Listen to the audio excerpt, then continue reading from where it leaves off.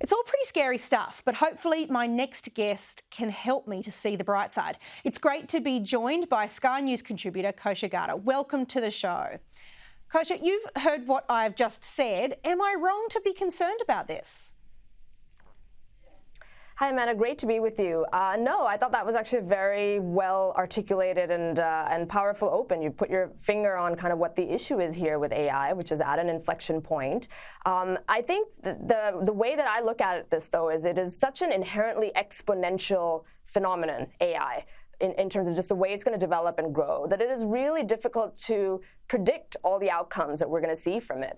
And I think a helpful way to think about it is in terms of scenarios. So there is a scenario where it is a force for good, and there's a lot that conservatives and progressives alike will rally behind. You know, think of applications such as accelerating the rate of innovation in the cure for cancer and Alzheimer's, or being able to predict natural disasters ahead of time in a better way, and how that can help evacuation plans, or a smarter pandemic response, which we all would have benefited from, or the ability to outsource drudgery so that we all can sort of focus on higher value work. Those things will happen, and that's a good application for it. But there are many other scenarios that are deeply concerning, which you very well articulated over there. I think the job market and the complete upending of the labor force is one that cannot be understated.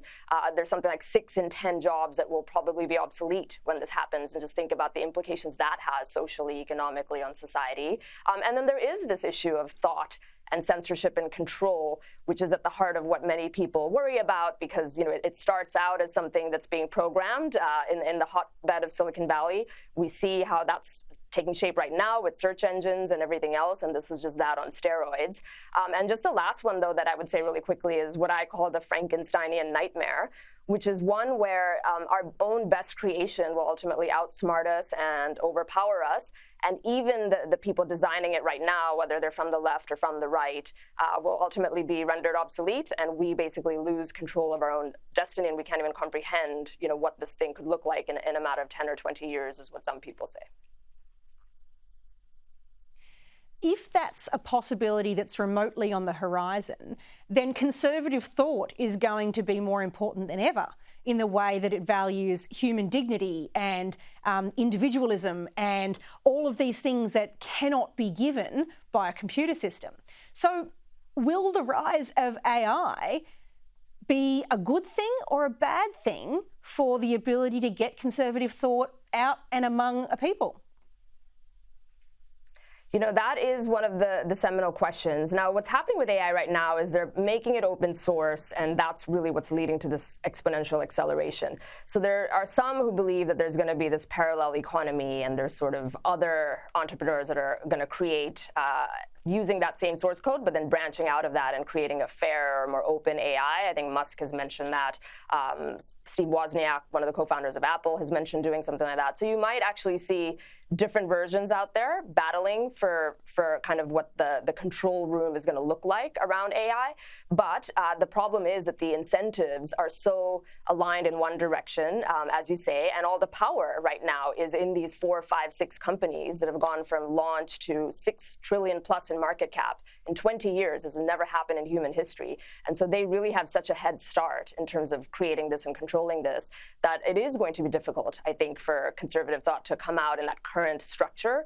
The only way is going to be if there's some other alternative or parallel to it that combats it, and then to the extent that it's open source and in the free market, hopefully the right product will win. But I think there is a lot to be concerned with just what we're seeing so far, as you alluded to in your open.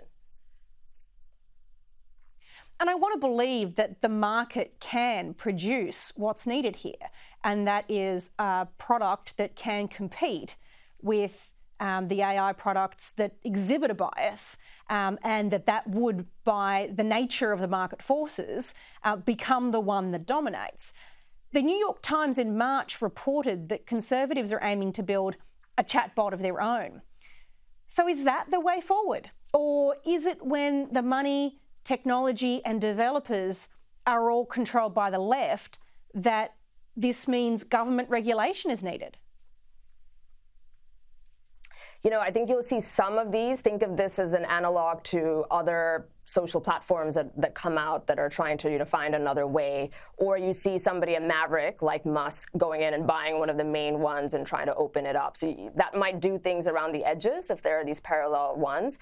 I think in terms of the regulatory frameworks and the legislative frameworks, I hate to say it, but I just don't see those really making a mark in any way, because they're already always behind the 8 ball when it comes to the pace of technological advancement versus the pace of the way regulations and legislations get put to the floor.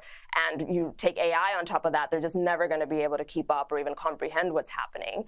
The third leg of the stool is antitrust legislation, which has been gaining steam in the US, back to that point of these 5-6 companies amassing so much power and influence and market power in such a short amount of time.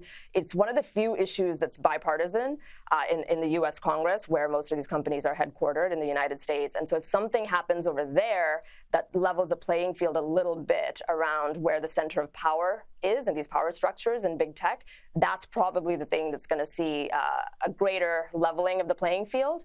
But so far, it's been slow moving. They're moving in that direction, but we haven't really seen any material shift towards an antitrust type of legislation.